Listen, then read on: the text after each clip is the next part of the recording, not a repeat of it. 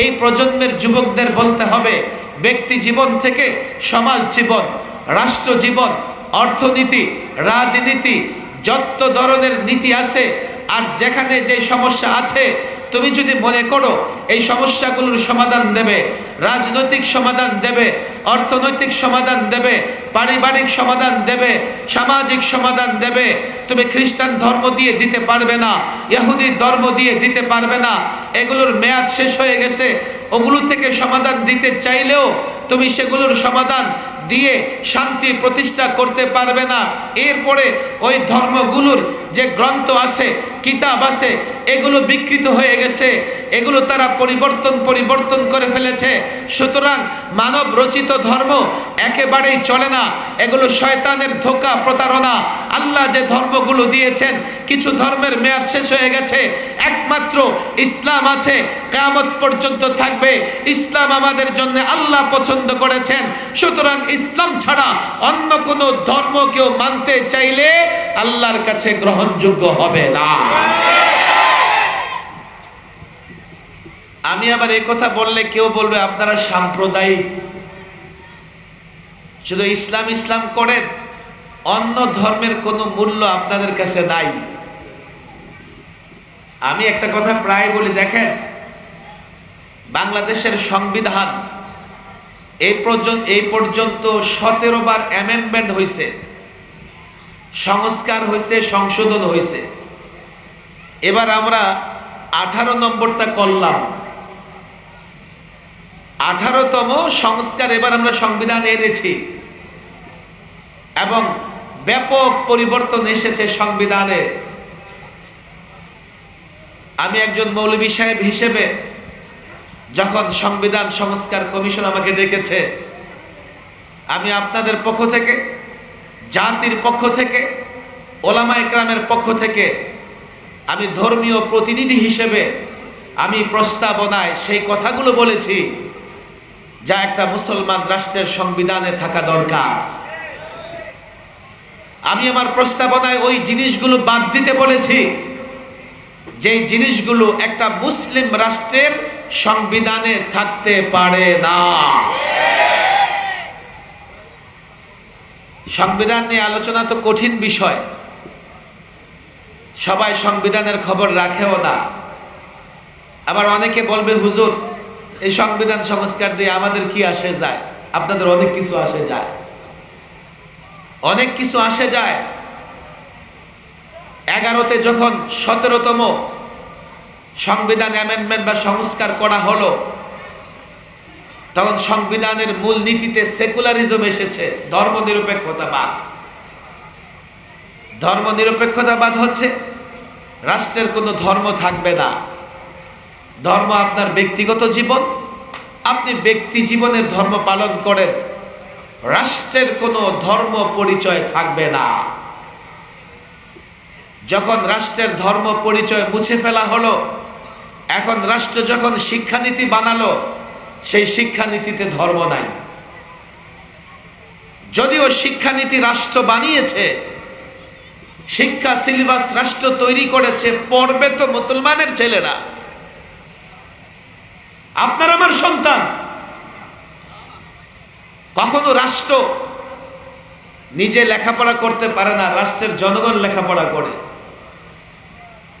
আমার মনে আছে 15তে যখন আমরা আন্দোলন করি, রাষ্ট্র ধর্ম ইসলাম চাই, 15তে আমরা একটা আন্দোলন সংগ্রাম করেছিলাম, রাষ্ট্র ধর্ম ইসলাম চাই। আমাদের বলা হলো রাষ্ট্রের আবার ধর্ম কিসের? রাষ্ট্র কি নামাজ রোজা পড়বে? আপনারা রাষ্ট্র ধর্ম নিয়ে আন্দোলন সংগ্রাম কেন করেন? তা আমি বললাম রাষ্ট্র কথা বলতে পারে? কয় না। তো রাষ্ট্রের ভাষা কেন লাগবে? তোমরা তো রাষ্ট্র ভাষা বানিয়েছ, রাষ্ট্র কথা বলতে পারে না, রাষ্ট্রের ভাষা আছে। রাষ্ট্র ধর্ম মানতে পারে না, রাষ্ট্রের ধর্ম মানলে সমস্যা। রাষ্ট্রীয় ধর্ম ইসলামের মানে হচ্ছে রাষ্ট্রীয়ভাবে ইসলামকে মর্যাদা দেওয়া। রাষ্ট্রের ধর্ম পালন করার ক্ষমতা নাই, কিন্তু রাষ্ট্র যখন কোনো নীতিমালা তৈরি করে, সেই নীতিমালাগুলো মানবে রাষ্ট্রের জনগণ, রাষ্ট্রের জনতা। এখন সেই নীতিমালাগুলোতে যদি ধর্ম না থাকে, এ রাষ্ট্রের জনগণ সেই নীতিমালা মানতে গিয়ে তার ধর্ম মানতে পারবে না। আপনাদের বুঝাবার জন্য বলেছি, 11তে শিক্ষা নীতিমালা তৈরি হলো, এরপরে শিক্ষা সিলেবাসে এমন কিছু বিষয় ঢুকেছে যা মানলে একজন মুসলমানের ঈমান থাকে না। ডারউইনের মতবাদ, মানুষ বানর থেকে তৈরি। এরপরে আসলো ট্রান্সজেন্ডার, একজন নারী যদি নিজেকে নারী পুরুষ মনে করে সে পুরুষ, আবার একজন পুরুষ যদি মনে করে সে আজ থেকে নারী, সে নারী। আরে নারী পুরুষের সম্পর্ক মনের সঙ্গে না জন্মের সঙ্গে? জন্মগত কেউ নারী হলে কিয়ামত পর্যন্ত কেউ তাকে পুরুষ বানাতে পারবে না। সার্জারি করে যদি লিঙ্গ পরিবর্তনও করে, তার নারীর মেজাজ থেকে যাবে। জন্মসূত্রে কেউ যদি পুরুষ হয়, লিঙ্গ পরিবর্তন করলেই নারী হয়ে যাবে না, তার মেজাজ পুরুষেরই থাকবে। আমরা যখন রাষ্ট্রের সংবিধানের কথা বলি, 11তে সংবিধান করে যখন সংবিধানে সেকুলারিজম, ধর্ম নিরপেক্ষতা নিয়ে আসা হলো, সবার আগে এই ধর্ম নিরপেক্ষতাবাদ আঘাত করলো শিক্ষা সিলেবাসে।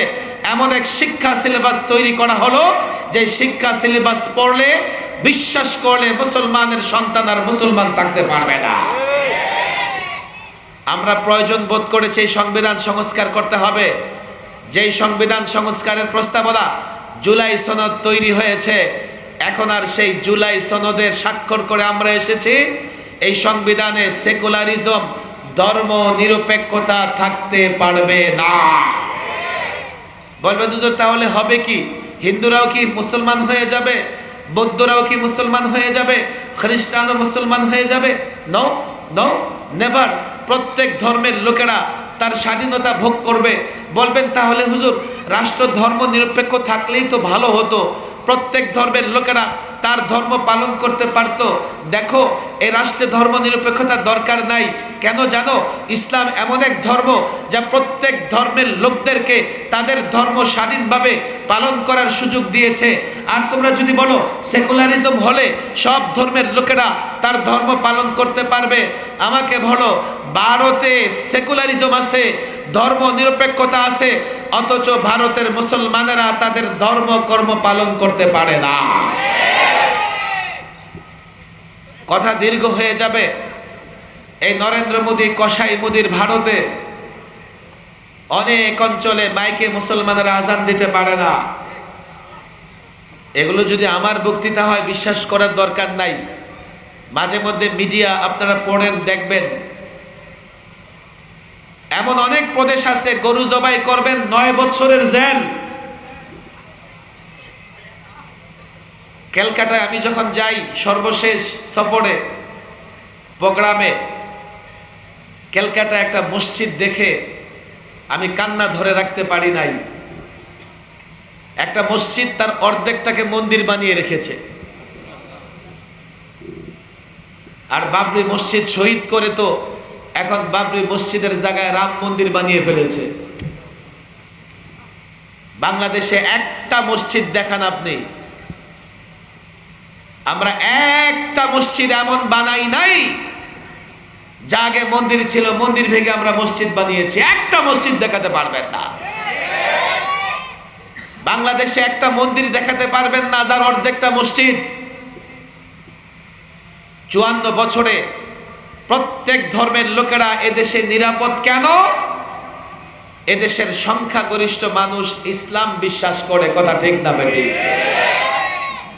তোমরা যদি এদেশের সংখ্যালঘুদের ধর্ম কর্ম পালনে, স্বাধীনতায় বিশ্বাস করো, সেটা ধর্ম নিরপেক্ষতা দিতে পারবে না, সেটা দিতে পারবে ইসলাম।